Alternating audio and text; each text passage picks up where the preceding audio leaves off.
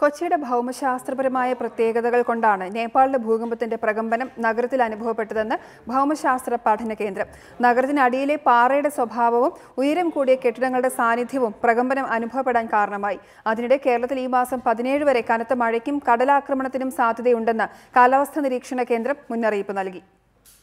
ഭൂകമ്പ തരംഗങ്ങളുടെ ആക്കം കൂട്ടുന്ന സൈറ്റ് ആംപ്ലിഫിക്കേഷൻ എന്ന സ്വഭാവ സവിശേഷത കൊച്ചി നഗരത്തിനുണ്ടെന്നാണ് ഭൗമശാസ്ത്ര പഠന കേന്ദ്രം 2 വർഷം മുമ്പ് നടത്തിയ പഠനത്തിൽ കണ്ടെത്തിയത്.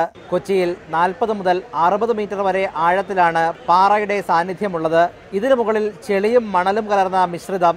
അതുകൊണ്ട് തന്നെ 60 മുതൽ 70 മീറ്റർ ആഴത്തിൽ പൈലിംഗ് നടത്തിയാണ് കൊച്ചിയിലെ ഉയരം കൂടിയ കെട്ടിടങ്ങൾ പലതും നിർമ്മിച്ചിട്ടുള്ളത്. ഇന്ത്യൻ ഉപഭൂഖണ്ഡത്തിൽ എവിടെയെങ്കിലും ശക്തമായ ഭൂചലനമുണ്ടായാൽ കൊച്ചി നഗരത്തിലെ പാറക്കെട്ടുകളിലും അത് പ്രകമ്പനം സൃഷ്ടിക്കും. സൈറ്റ് ആംപ്ലിഫിക്കേഷൻ എന്ന പ്രതിഭാസമുള്ളതുകൊണ്ട് ഈ ആഘാത തരംഗങ്ങൾക്ക് അല്പം ശക്തിയും വർദ്ധിക്കും. ഇതാണ് നഗരത്തിൽ ഭൂകമ്പത്തിന്റെ പ്രകമ്പനങ്ങൾ അനുഭവപ്പെടാൻ പ്രധാന കാരണം. ഉയരം കൂടിയ കെട്ടിടങ്ങളുടെ മുകൾ നിലകളിലാണ് ഈ ചലനം അനുഭവപ്പെടുക. കൊച്ചി നഗരത്തെ സംബന്ധിച്ച് ഈ പ്രതിഭാസം ആശങ്കാജനകമല്ലെന്നും ഭൗമശാസ്ത്ര പഠന കേന്ദ്രം വിലയിരുത്തുന്നു. അതിനിടെ സംസ്ഥാനത്ത് വരും ദിവസങ്ങളിൽ കാറ്റോടുകൂടിയ ശക്തമായ മഴയ്ക്ക് സാധ്യതയുണ്ടെന്ന് കാലാവസ്ഥാ നിരീക്ഷണ കേന്ദ്രം മുന്നറിയിപ്പ് നൽകി. ഈ മാസം 17 വരെ കനത്ത മഴയുണ്ടാകും. 7 സെന്റിമീറ്റർ വരെ മഴ പെയ്യും. ദക്ഷിണ കേരളത്തിലെ താഴ്ന്ന പ്രദേശങ്ങളിലും തീരപ്രദേശങ്ങളിലും ജനങ്ങൾ കരുതിയിരിക്കണം.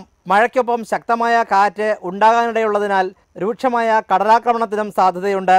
മത്സ്യത്തൊഴിലാളികൾ മുൻകരുതലെടുക്കണം. ജനങ്ങൾക്കൊപ്പം ദുരന്ത നിവാരണ സേനാംഗങ്ങളും സജ്ജരായിരിക്കണമെന്ന് കാലാവസ്ഥാ കേന്ദ്രം മുന്നറിയിപ്പ് നൽകി. സനിൽ, റിപ്പോർട്ടർ, തിരുവനന്തപുരം.